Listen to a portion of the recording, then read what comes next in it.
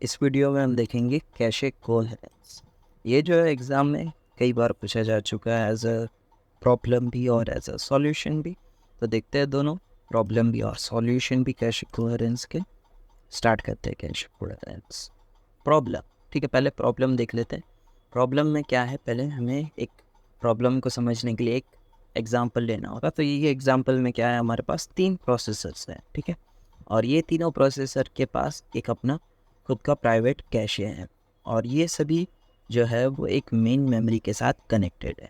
और यहाँ पर जो है एक मेन मेमोरी के अंदर एक्स ऑब्जेक्ट है जो हर एक के अंदर जो है वो शेयर हो रहा है। यानी मेन मेमोरी के अंदर ये जो एक्स की वैल्यू होगी वो सभी के अंदर प्रोवाइड की जाएगी। ओके, तो एग्जांपल के लिए यहाँ पे हम एक्स की वैल्यू जो है 50 ले लेते हैं, तो ये तीनों के अंदर भी 50 वैल्यू जो है वो चली जाएगी। ओके, अब यहाँ पर प्रोसेसर P1 जो है कुछ प्रोसेस करके उसने कुछ प्रोसेस की और यहाँ पे जो कैशे जो था उसका 50 से 100 हो गया। ठीक है, यहाँ पे 50 से उसका कैशे जो है वो 100 हो गया। अब ये जो कैशे के अंदर अपडेट हुआ ना, ये जो कैशे के अंदर अपडेट हुआ वो अब हमें मेन मेमोरी के अंदर भी अपडेट करना होगा। तो उसे अपडेट करने के लिए हमारे पास एक मेथड है राइट थ्रू। राइट थ्रू से क्या होगा, जो भी हम कैशे के अंदर जो भी डेटा है वो मेन मेमोरी के अंदर भी अपडेट कर सकते हैं। तो ये जो 100 है वो अब यहाँ पर भी 100 हो जाएगा। ठीक, तो ये एक थी मेथड। अब यहाँ पे एक और मेथड है हमारे पास, that is write back. Write back में क्या होगा, जैसे जैसे इसकी वैल्यू जो है अपडेट होती रहेगी और जो इसकी फाइनल वैल्यू है वो उस फाइनल वैल्यू को हम लिख देंगे वापस इनटू द मेन मेमोरी। यानी 230 जो है वो राइट बैक हो जाएगा इनटू मेन मेमोरी, जो हो चुका है हमारा 50 से 230। ओके, अब यहाँ पे हमारा प्रॉब्लम का नाम क्या है, कैशे कोहेरेंस। और यहाँ पे देखो एक्स की वैल्यू जो है वो हर एक के अंदर डिफरेंट है। इन दोनों में 230 और इन दोनों में 50-50 है। जो यहाँ पर वैल्यू है वो इनकोहेरेंट हो रही है। तो कैशे कोहेरेंस प्रॉब्लम क्या है, जो भी वैल्यू यहाँ पर शेयर हो रही है वो सिंक्रोनाइज होनी चाहिए। और यहाँ पर ये एक्स की वैल्यू जो है वो सिंक्रोनाइज नहीं है, which means cache coherence problem. तो इस प्रॉब्लम को सॉल्व करने के लिए हमारे पास कुछ सॉल्यूशंस है, जिसमें पहला है राइट अपडेट। ठीक है, राइट अपडेट में क्या होगा, सिंपल सा है। ये 230 जो है जब मेन मेमोरी के अंदर अपडेट होने जाएगा तब मेन मेमोरी जो है एक ब्रॉडकास्ट जनरेट करेगी और उस मेन ब्रॉडकास्ट में क्या होगा, जो भी एक्स की वैल्यू है वो सभी के अंदर अपडेट हो जाएगी। यानी एक्स के अंदर 230 है तो ये जो बाकी के दो प्रोसेसर्स है ना, P2 और P3, इनकी भी एक्स की वैल्यू जो है वो 230 हो जाएगी। ओके, तो ये था हमारा राइट अपडेट। अब देखते हैं राइट इनवैलिडेट। राइट इनवैलिडेट में क्या होगा, ये जो अभी 230 हुआ है ना, और ये 230 जब मेन मेमोरी के पास जाएगा तो फिर मेन मेमोरी क्या करेगा कि एक ब्रॉडकास्ट जनरेट करेगा कि ये जो एक्स की वैल्यू है वो इनवैलिडेट है। ठीक है, इनवैलिड है। ओके, तो ये था हमारा राइट इनवैलिड। तो राइट अपडेट में क्या हो रहा था कि ये जो 230 की वैल्यू जो है जब वो मेन मेमोरी में जा रही थी तब मेन मेमोरी ब्रॉडकास्ट जनरेट करके सभी के अंदर एक्स की वैल्यू को अपडेट कर दे रहा था। और राइट इनवैलिडेट में क्या होगा, जब ये 230 की वैल्यू मेन मेमोरी में जाएगी तब मेन मेमोरी एक ब्रॉडकास्ट जनरेट करेगा और उसमें होगा कि एक्स की जो भी वैल्यू है वो इनवैलिड है। ओके, अब ये दोनों को अप्लाई करने के लिए हमारे पास दो अप्रोच है, एक सॉफ्टवेयर अप्रोच और हार्डवेयर अप्रोच। देखते हैं दोनों को। Solution of cache coherence problem. Various schemes have been proposed to solve the cache coherence problem in shared memory multiprocessor. Shared memory multiprocessor में कैशे कोहेरेंस प्रॉब्लम को solve करने के लिए कई स्कीम्स जो है वो प्रपोज की गई हैं। Right, disallow private cache. तो इसके अंदर क्या होगा, प्राइवेट कैशेस को डिसअलाउ कर देना है। A scheme, a simple scheme is to disallow private caches for each processor and have a shared cache memory associated with the main memory। एक सिंपल स्कीम ये है कि हर प्रोसेसर के लिए प्राइवेट कैशेस को डिसअलाउ कर दिया जाए और मेन मेमोरी के साथ एक शेयर्ड मेमोरी हो। Every data access is made to the shared memory. हर data access shared memory shared cache पर किया जाएगा। This method violates the principle of closeness of CPU to cache and increase the average memory access time. और ये method जो है cache के CPU के कैशे के पास होने के प्रिंसिपल को वायोलेट कर रहा है और जो एवरेज मेमोरी एक्सेस टाइम था उसे बढ़ा दे रहा है. In effect this scheme solves the problem bye avoiding it. तो ये स्कीम क्या कर रही है, प्रॉब्लम को अवॉइड करके उसे सॉल्व कर रही है. ठीक है, तो ये था हमारा डिसअलाउड प्राइवेट कैशे सॉल्यूशन जिसके अंदर प्रॉब्लम को अवॉइड करके सॉल्व किया जा रहा है. नेक्स्ट है हमारा सॉफ्टवेयर अप्रोच. सॉफ्टवेयर अप्रोच में पहला अप्रोच है हमारा read only data are cacheable. तो देखते हैं read only data are cacheable software approach.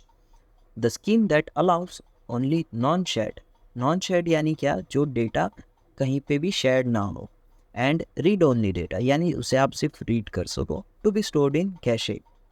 तो इसमें क्या हो रहा है, कैशे के अंदर नॉन शेयर्ड और रीड ओनली डेटा ही स्टोर हो रहा है और इस आइटम्स को हम कहेंगे cacheable. Shared writable data are non cacheable, यानी जो डेटा शेयर्ड हो रहा है और वो राइटेबल भी है उसे हम कहेंगे नॉन कैशेबल. इसके अंदर जो था ना उसका क्वाइट अपोजिट. ठीक है, कैशेबल के अंदर क्या था, नॉन शेयर्ड और रीड ओनली डेटा, और नॉन कैशेबल के अंदर है shared and writable data. Okay, the compiler must tag data as either cacheable और नॉन कैशेबल. यहाँ पे कंपाइलर क्या करेगा, जो भी डेटा है उसे टैग कर देगा कि क्या वो कैशेबल है और नॉन कैशेबल है. And the system hardware make sure that only cacheable data are stored in caches. और यहाँ पे एक हार्डवेयर होगा जो क्या करेगा, जो कैशेबल डेटा होगा उन्हीं को कैशे के अंदर स्टोर करेगा और जो नॉन कैशेबल डेटा है उन्हें मेन मेमोरी में ही रहने देगा. ठीक है, this method restrict the type of data stored in caches and introduce an extra software overhead that may degrade the performance. तो ये मेथड में कैशेस में स्टोर डेटा के टाइप को रिस्ट्रिक्ट करता है और एक एक्स्ट्रा सॉफ्टवेयर ओवरहेड इंट्रोड्यूस करता है जो परफॉर्मेंस को डिग्रेड कर देता है. ओके, तो ये था हमारा read only data are cacheable software approach. Next है सेंट्रलाइज ग्लोबल टेबल. ये भी सॉफ्टवेयर अप्रोच में ही आता है. A scheme that allows writable data to exist in at least one cache is a method that employs a centralise global table in it compiler. एक scheme है जो राइटेबल डेटा को कम से कम एक कैशे में होने के लिए अलाउ करता है और एक सेंट्रलाइज ग्लोबल टेबल को अपने कंपाइलर में यूज़ करता है. Okay, the status of a memory block is stored in the global table. जो भी मेमोरी ब्लॉक का स्टेटस है वो ग्लोबल टेबल के अंदर स्टोर होगा. Each block is identified as a read only और रीड राइट. ठीक है, यहाँ पे जितने भी ब्लॉक है उन्हें या तो रीड ओनली या फिर रीड राइट से आइडेंटिफाइड किया जाता है. दो ही रास्ते, या तो रीड ओनली या फिर read write. All caches can have copies of blocks identified as RO. जितने भी कैशेस है उन सभी को रीड ओनली वाले कैशेस की कॉपी असाइन की जा रही है. Only one cache can have a copy of an RW block. मतलब रीड राइट ब्लॉक की जो भी कॉपी है वो सिर्फ एक ही कैशे को दी जा रही है. Thus, if the data are updated in the cache with an read-write block, the other caches are not affected. And because they not have a copy of this block. ठीक है, अगर कुछ भी डेटा जो है कैशे के अंदर update होता है तो उसका दूसरे कैशेस के ऊपर अफेक्ट नहीं पड़ता है. क्यों? क्योंकि रीड राइट का जो ब्लॉक है वो सिर्फ एक ही है और जो दूसरे सभी कैशेस है उनके पास रीड राइट वाला ब्लॉक है भी नहीं इसके लिए. ठीक है, तो ये था हमारा centralize global table software approach. अब स्टार्ट हो रहा है हमारा हार्डवेयर अप्रोच. स्टार्ट करते हैं. Hardware only solutions are handled by the hardware automatically and have the advantage of higher speed and program transparency. Hardware only solutions को hardware automatically handle करता है और इनके पास हायर स्पीड और प्रोग्राम ट्रांसपेरेंसी के एडवांटेज होते हैं.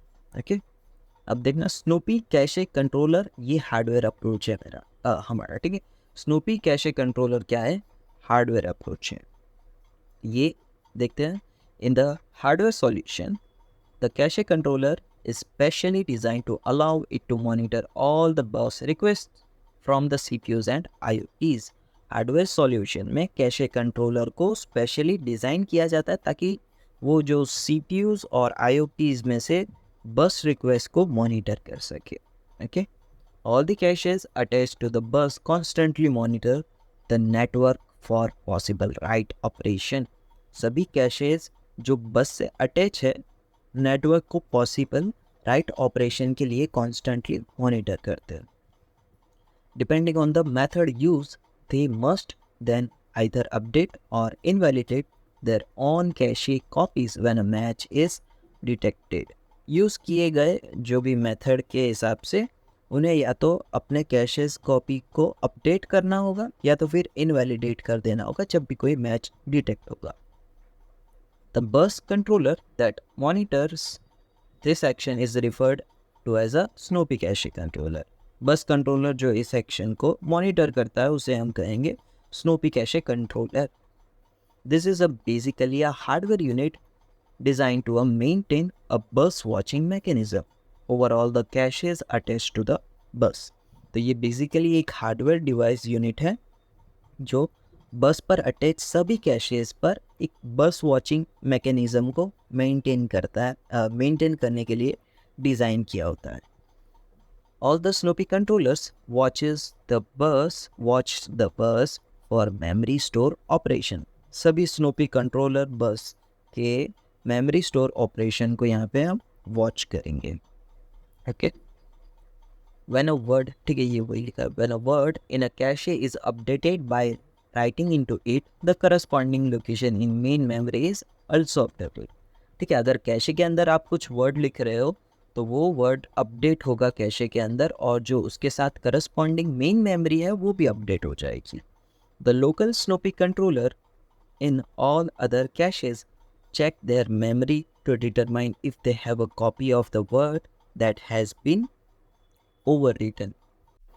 इस सेंटेंस का मतलब क्या है कि सभी दूसरे कैशेज में लोकल स्नूपी कंट्रोलर्स अपनी मेमोरी चेक करता है ताकि ये डिटरमाइन कर सके कि उनके पास ओवरराइट हुए वर्ड की कॉपी है या नहीं. Okay, if a copy exist in a remote cache that location is marked invalid. अगर एक कॉपी रिमोट कैशे में एग्जिस्ट करती है तो उस लोकेशन को इनवैलिड मार्क किया जाता है. Because all the caches snoop on all bus writes. Whenever a word is written, the net effect is to update it in the original cache and main memory and remove it from all the other caches. क्योंकि सभी caches सभी बस rights पर snoop करती है यानी एक तरह से नज़र रखती है जब भी एक वर्ड लिखा जाता है. और नेट इफेक्ट ये होता है कि ओरिजिनल कैशे और मेन मेमोरी में अपडेट होता है और दूसरी कैशेज में से वो रिमूव हो जाता है. If at a some future time a processor accesses the invalid item from its cache, the response is equivalent to a cache miss and then the updated item is transferred from main memory. In this way inconsistent versions are prevented. अगर किसी future time पर एक processor invalid item को अपने cache में access करता है तो रिस्पॉन्स कैशे मिस के बराबर होता है. ठीक है, यानी उसमें आइटम है ही नहीं तो फिर वो क्या होगा, कैशे मिस होगा और अपडेटेड आइटम मेन मेमोरी से ट्रांसफ़र किया जाता है. इस तरह इनकंसिस्टेंट वर्जन्स को हम प्रिवेंट कर सकते हैं. ओके, तो ये था हमारा Snoopy cache controller hardware approaches. यहाँ तक रखते हैं.